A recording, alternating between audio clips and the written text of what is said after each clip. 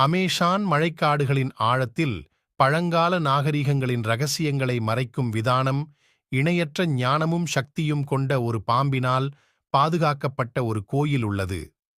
புராணங்கள் அதன் இருப்பை கிசுகிசுக்கின்றன, அத்துமீறி நுழையத் துணிபவர்களை எச்சரிக்கின்றன.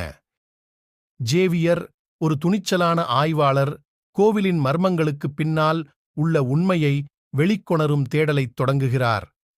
மன உறுதியுடனும் தலைமுறை தலைமுறையாக கடத்தப்பட்ட வரைபடத்துடனும் ஆயுதம் ஏந்திய அவர், பாம்பு பாதுகாவலரின் கிசுகிசுக்களால் வழிநடத்தப்பட்டு காட்டின் இதயப் பகுதிக்குள் நுழைகிறார். அவர் கோவிலின் நுழைவாயிலை நெருங்குகையில், ஜேவியர் இயற்கை மற்றும் இயற்கைக்கு அப்பாற்பட்ட தடைகளை எதிர்கொள்கிறார். ஆயினும் கூட, ஆர்வத்தாலும் சொல்லப்படாத பொக்கிஷங்களின் வாக்குறுதியாலும் உந்தப்பட்டு அவர் அழுத்துகிறார். ஒவ்வொரு அடியிலும் எதிர்பார்ப்புடன் காற்று அடர்த்தியாகிறது. காடு அவரது ஒவ்வொரு அசைவையும் கண்களால் பார்க்கிறது. கோவிலின் தளமுள்ள தாழ்வாரங்களுக்குள் ஜேவியர் தனது வலிமையை மட்டுமல்ல, அவரது புத்திசாலித்தனத்தையும் ஞானத்தையும் சோதிக்க வடிவமைக்கப்பட்ட சோதனைகளை எதிர்கொள்கிறார்.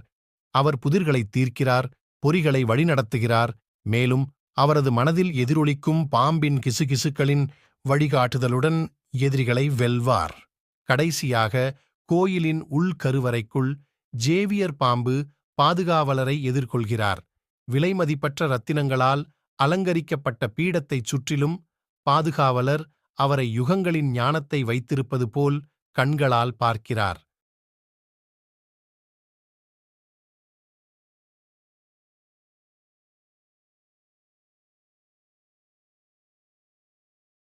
வெளிப்பாட்டின் ஒரு கணத்தில் ஜேவியர் தனது பயணத்தின் உண்மையான நோக்கத்தை புரிந்துகொள்கிறார். அவர் தேடிய பொக்கிஷங்கள் தங்கம் அல்லது நகைகள் அல்ல, ஆனால் அறிவு மற்றும் ஞானம்.